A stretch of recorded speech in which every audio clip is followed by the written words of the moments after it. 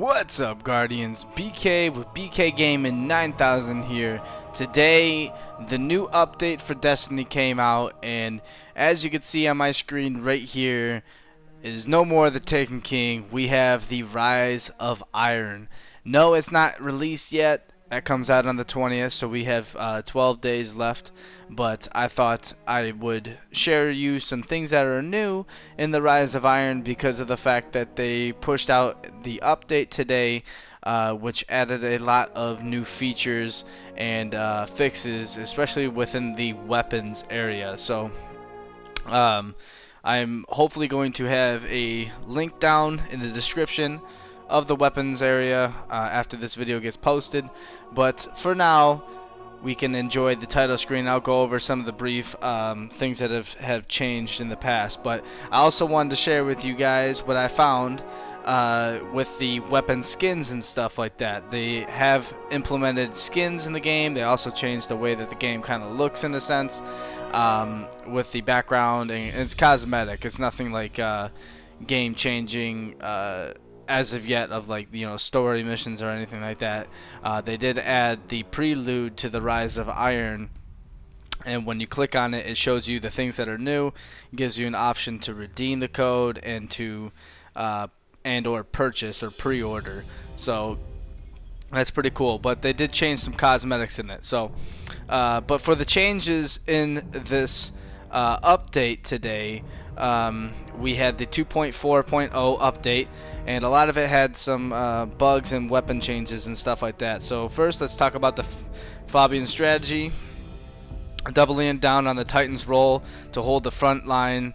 The Fabian strategy, users will now be able to hold down the trigger to melt enemies until there are none left. Kills with this weapon now automatically load a portion of the magazine. The increased base range is 16% and stability is 44%. The Thorn, since they're bringing the Thorn back, they kind of want to see what it's like now, and they're going to see what its strengths are. Damage over time it provides location information and health recover delay. Fastest family of hand cannon fire rates. Effectively best in class. Level range with Send It. To avoid the repeat of your one's Thorn complete massive PvP takeover, they reduced the base range by 25%, which is a lot. The universal remote, an exotic shotgun, obviously. Xur sold it, and they kind of nerfed it a little bit. Exotic perk range bonus reduced by 75%. No longer guarantees maximum shotgun range, which is crazy. Increase the rate of fire, lowers damage as a secondary effect. So they kind of nerfed that thing. The Drag's Promise, which is the pistol that you can get in the Prison of Elders, increased damage by 8%, increased magazine size by 3. As you see here, we're going to go into the main menu, and I can see down there that we have the Rise of Iron, which I will go over that in a little bit. As you enjoy what it looks like in the background, I'm going to keep going and explain to you these weapons. The Touch of Malice, self-damage infliction, now removes Blessing of Light. People in the PvP area have been using the Blessings of Light in order to get the damage buff, and it wouldn't get rid of Blessings of Light. So while you're in Blessings of Light, it'll get rid of it now and start hurting you as well, so you're not OP. The Boolean Gemini added intrinsic perk high caliber rounds, so that's kind of cool. No time to explain. Added intrinsic perk head seeker, and for sniper rifles, they kind of evaluated the benefits of decent magazine size, the strong target acquisition, ability to take down a guardian while in their super state, high body shot to the damage would result in a kill. So what they did was reduce damage on the mid-high impact, yes, this is the 1,000-yard family of sniper rifles, by 6.95%.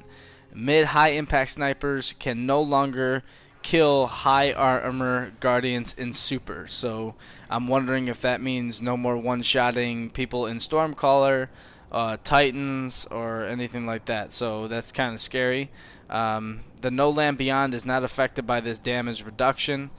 Reduced target acquisition for LDR and longbow, so it's kind of brought down to the 1,000 yard stare level, so hopefully we'll start to see a lot more equal sniping plays and stuff like that.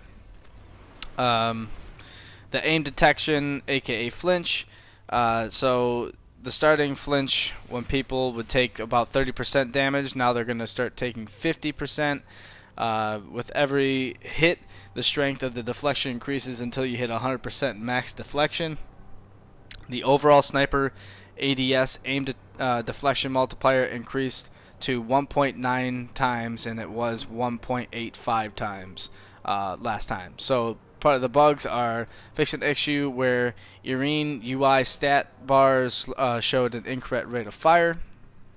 As for the auto rifles, um, we see the middle rate of fire auto rifles received a boost in damage to help with the damage fall off, but damage does not drastically change as time to kill. Reduce the maximum magazine size for high rate of fire auto rifle family, so like the Doctrine of Passing family. The increased damage to middle rate of fire auto rifles by 1.5%. So that's kind of crazy there. For shotguns, Immobius decreased spread on Titan class shotgun in ADS. Uh, zero point 0.1 zoom factor increase. Increased base stability by 60%. Reduced spread angle penalty on shotguns with a perk full auto. Invective was not affected. Increased high rate of fire and middle low rate of fire shotguns damages by 2% in itself. For pulse rifles, they increased the rate of fire for the Hake pulse rifle, the Ladmilla D, and minor increase 2% to be exact to damage for the middle rate of fire pulse rifles, sort of like the Niren's Mercy and stuff like that, which I already thought that one was pretty decent, so that's kind of scary. As for sidearms, they kind of wanted to change sidearms so that they're more used, considering that in Rise of Iron they're going to come out with a couple of them. So unified damage for all sidearm types, increased damage for existing Hake sidearm families by 3% for lowest rate of fire and 7% for the highest rate of fire. Decreased damage for non-hit scan sidearms by 5%. So the Vestian Dynasty and the Queen's Choice. Under that one, minor extension of damage fall-off point for sidearms across the board, 0.5 meters. Minor increase of stability for sidearms across the board, added damage bonus in PvE, 20 to 30% dependent on the combatant tier. So I'm guessing like, challenge mode or like, hard mode or something like that. To accommodate to two new, faster firing sidearm families releasing in Rise of Iron, all color sidearm rate of fire bars will be slightly shorter. This is so we have more bar space to display rate of fire differentiation. Does not change the actual fire rate, just the stat bar representation. So when you look at sidearms, they will show different rate of fires. I'm sure when I look at all my gear and stuff like that, we'll roll over a sidearm and you'll see for yourself. As for rocket launchers, by making sure cluster bomb more reliable and grenades and horseshoe less effective, we hope to mix up the rocket launcher perk selection and inject a bit more technique to the archetype. Increased effective range on the explosions for the cluster bomb perk, grenades and horseshoe perk activation radius reduced from 1.3 to 1 meter. Truth is not affected by this change. So for machine guns, the higher rate of fire family of machine guns really hits the fantasy when it comes to the face-melting crowd control weapons. Increasing their DPS will also help them shine in other scenarios as well, boss battles to be exact. Increased damage on the high rate of fire machine guns by 4%. That's crazy. So for hand cannons, they fixed an issue where the hand cannon Zulus Bane's rate of fire stat would display incorrectly. They would also fix an issue with the Taken King Vanguard and Arms Day hand cannons down and out 00-0. the Kumakak, I can't even pronounce that, butchered it.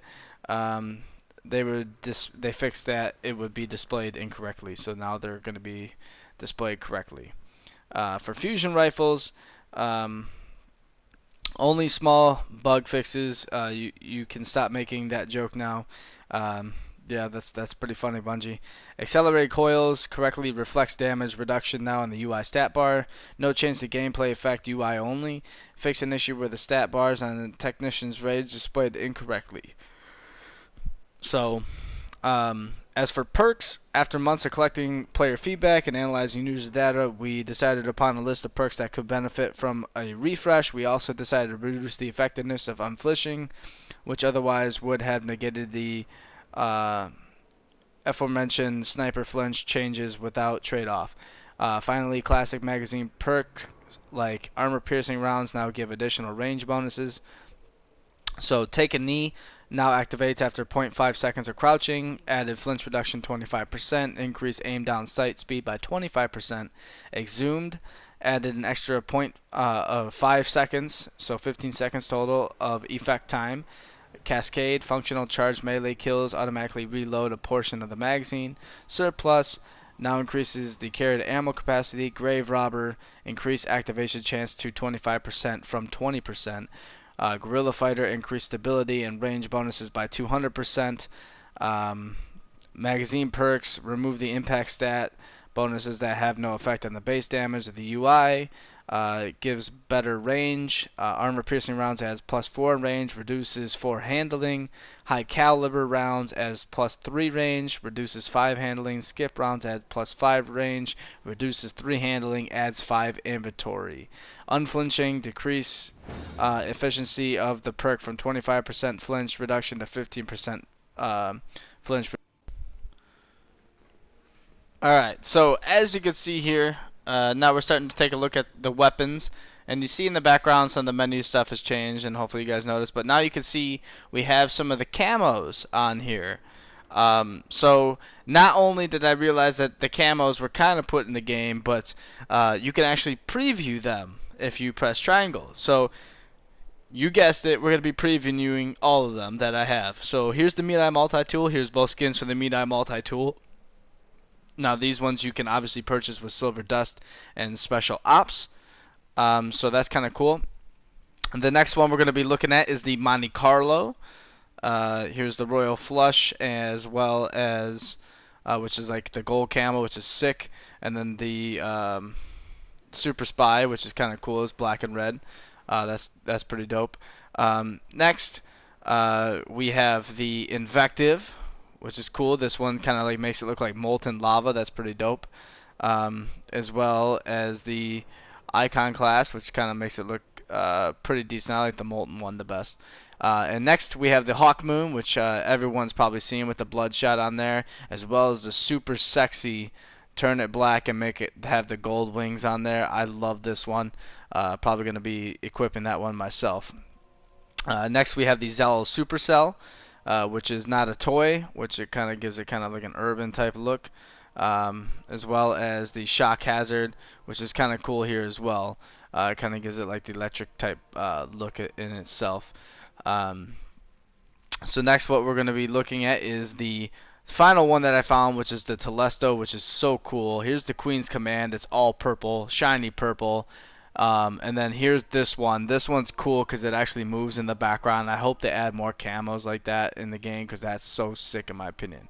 If you guys like it, smash the like, subscribe for more, and I'll see you guys in the next Destiny video. Peace.